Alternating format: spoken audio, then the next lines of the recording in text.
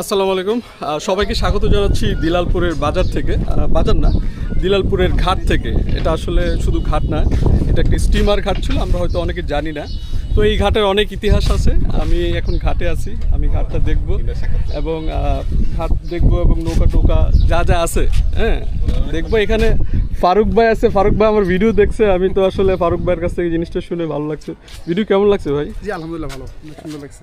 এই যে এখানে অনেক ভাইরা বাতাস টাতাস খাচ্ছে। আমরা একসময় আমাদের যখন বন্ধু বান্ধব ছিল স্কুলে, তখন আমরা এখানে এসে বৈশা চাটা খাইছি। এখানে এক ভাই আছে, এখানে এক ভাই আছে। হ্যাঁ ভালো আছে, ভালো আছেন না? তো আমরা আসলে এই ঘাটটা আসলে খুব নর্মাল মনে হইতে পারে, কিন্তু এই ঘাটের অনেক ইতিহাস আছে, অনেক ঐতিহ্য আছে। ইতিহাস তো ভাই 4তলা 5তলা জাহাজ আসতো। আচ্ছা, এক সময় প্রায় আরো 54 বছর আগে বা 50 বছর আগে দিলালপুর, এটা বুরানপুর ঘাট ছিল। এটা আচ্ছা আচ্ছা, বুরানপুর ঘাট বা ওই যে কয়লার জাহাজ আসতো। আচ্ছা, ওই জায়গাতে একটা জাহাজ এখনো ডুবানো আছে। এখনো আছে? এখনো ডুবানো একটা এর পাওয়া যাবে গেলে ভাই? এটা মানে মাটির নিচে আছে। মাটির নিচে পড়ে গেছে? মাটির নিচে আছে। আমি তো জানি না, আজকে জানলাম আপনার কাছে। না, এটা অনেক আগে। আচ্ছা জি, আচ্ছা আচ্ছা আচ্ছা আচ্ছা বুঝছি। ওই যে আমাদের মধ্যে ডিন্ডা আছে না, সেই ডিন্ডা আগে এই বাখাটার মধ্যে ডুবানো আছে। এটা তো দেখা যাবে না তো ভাই? দেখা যায় বলতে গেলে এখন 70 মাস না, এখন পানি কম। এখন এটার মধ্যে ওই যে জালটা যখন শামুক করতে যায় না, তখন এটার মধ্যে লাগে এক ঘন্টার মধ্যে। আপনি দেখছেন? আপনি দেখছেন?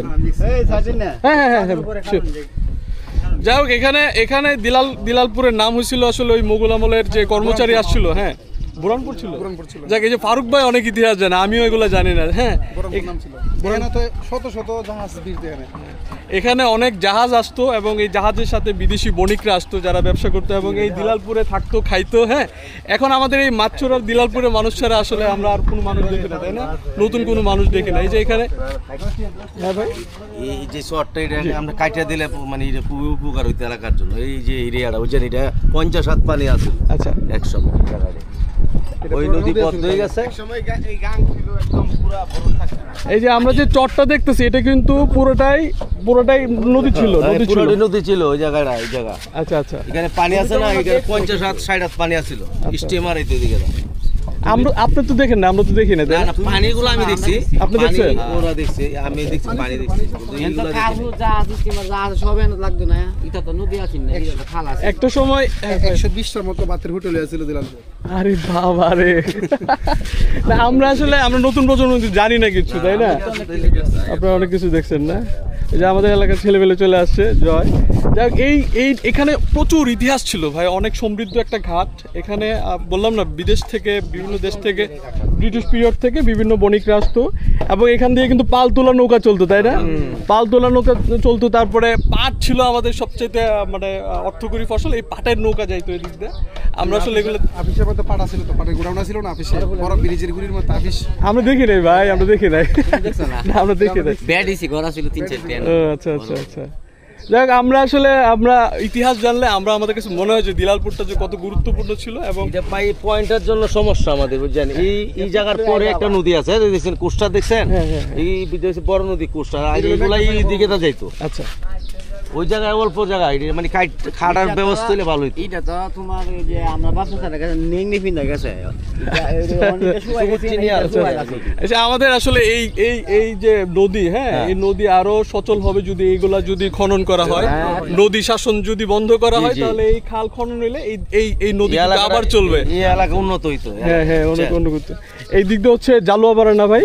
এদিকে জালুয়াপাড়া, ওইদিকে এসে এইদিকে লাইনটা আমরা ডাইরেক্ট যাওয়া যায়, একবার সাধকপুর যাওয়া যায় এই লাইনে। আর ওই জায়গায় বদ্ধ।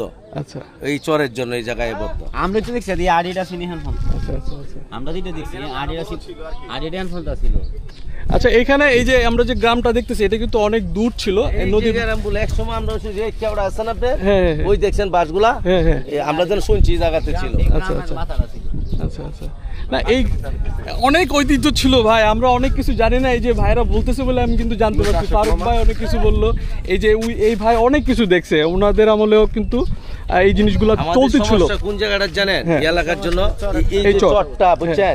এই যে মেইন সমস্যা এটা। আচ্ছা আচ্ছা, ওটা কাটিয়ে দিলে এই এলাকার উন্নতি হতো। এবং আমরা আসলে জোর দাবি জানাচ্ছি যারা এই নদী শাসনের সাথে সম্পৃক্ত তাদের সাথে কথা বলে এই নদী ব্যবস্থার সাথে যারা সম্পৃক্ত তারা যেন এই জিনিসগুলো নজরে আনে। আমরা দাবি জানাবো দিলালপুরবাসী হয়ে মাচ্চরবাসী হয়ে আমরা দাবি জানাই এই জিনিসগুলো যেন খনন করা হয় এবং এই নদীটাকে যেন সচল করা হয়। এখানকে পানি বন্ধ হয়ে যাওয়ার কারণে এই যে মাচ্চরবাসী যারা আছে তারা কিন্তু চলাচল করতে খুবই কষ্ট। আমি 2 দিন আগেও এসে দেখছি যে এই দলের কারণে নৌকাগুলো চলছিল না, নড়তে পারে না। যাই হোক ভাই, আমি আসলে খুবই আবেগ আপ্লুত। আমি সবার সারা পেয়ে সবাই আমার সাথে যেভাবে কোঅপারেট করছে খুব ভালো লাগছে আমার কাছে। এই ইতিহাস কিন্তু দারুণ দারুণ ইতিহাস। এখানে বড় বড় জাহাজ আসতো, এটা কিন্তু স্টিমার ঘাট ছিল। আমরা শুধু বলি যে দিলালপুর ঘাট, আসলে কিন্তু শুধু দিলালপুর ঘাট না, এটা ঐতিহ্যবাহী এক ঘাট। বুরহানপুর ঘাটে আমি আসি, অনেক মানুষের সাথে আমার কথা হইলো, ভাইরা আমাকে অনেক তথ্য দিল। এই যে এই নৌকা এটা হচ্ছে মাচ্চর যাচ্ছে। আমরা যতটুকু শুনছি এইদিকে ব্রিজ হওয়ার সম্ভাবনা আছে, ব্রিজ হয়ে গেলে আশা করি মাচ্চরের যে কষ্ট সেটাও কমে যাবে। তো এই যে দেখেন আমি মাচ্চরের নৌকায় উঠি একটু। আমাদেরকে নিবেন ভাই মাচ্চর? এই যে এটা মাচ্চরের না? যাক, মাচ্চরের নৌকা আসতেছে, আমরা মাচ্চরের নৌকায় উঠবো, একদম নদীর মাঝখান থেকে দেখবো দিলালপুরটা। ঠিক আছে, আপনারা কই যাবেন? মাচ্চরে যাবেন না? এই নৌকা কই যাবে? আশুগঞ্জ যাবে না? চলতে পারে নৌকা, চলতে পারে। মুরব্বি যাবেন কই?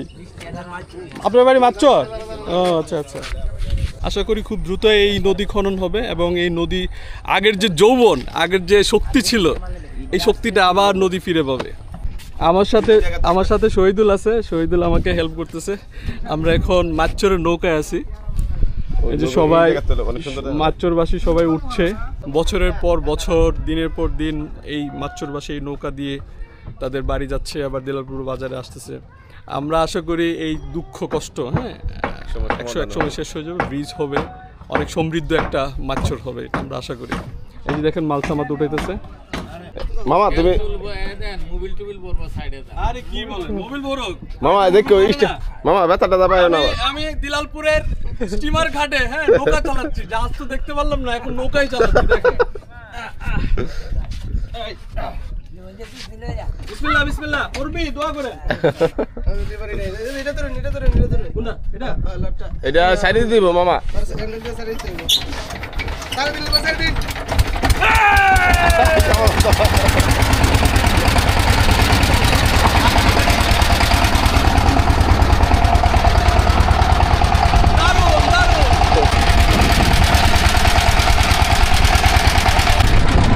এখানে জাহাজ চলতো, এখন নৌকা চলে ভাই, নৌকা ছাড়া কিচ্ছু দেখা যায় না, অথচ এখানে জাহাজ চলতো, বুঝছেন?